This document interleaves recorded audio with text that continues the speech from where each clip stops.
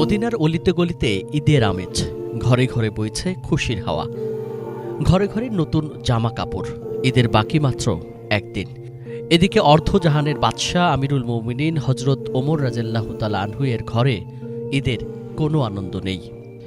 ভীত মনে খলিফা হজরত ওমরের স্ত্রী উম্মে কুলসুম বললেন, আমাদের জন্য ঈদের নতুন জামা কাপড় না হলেও চলবে, কিন্তু ছোট্ট বাচ্চাটি নতুন কাপড়ের জন্য কাঁদছে। অর্ধ পৃথিবীর শাসক খলিফা হজরত ওমর বললেন, আমার নতুন কাপড় কেনার সামর্থ্য নেই। তখন স্ত্রী অনুরোধ করলেন, খলিফা যেন আগামী মাসের বেতন অগ্রিম নেন। আবু উবায়দা রাদিয়াল্লাহু তাআলা আনহু তখন অর্থমন্ত্রী হিসেবে রাষ্ট্রীয় কোষাগারের দেখাশোনা করতেন। হজরত ওমর আবু উবায়দাকে 1 মাসের বেতন অগ্রিম দেওয়ার জন্য চিঠি পাঠালেন।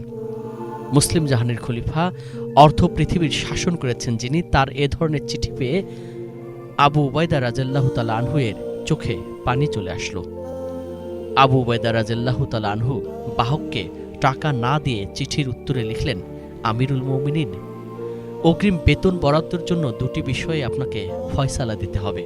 প্রথমত, আগামী মাস পর্যন্ত আপনি বেঁচে থাকবেন কিনা, আর দ্বিতীয়ত, বেঁচে থাকলেও দেশের জনসাধারণ আপনাকে খিলাফতের দায়িত্বে বহাল রাখবেন কিনা।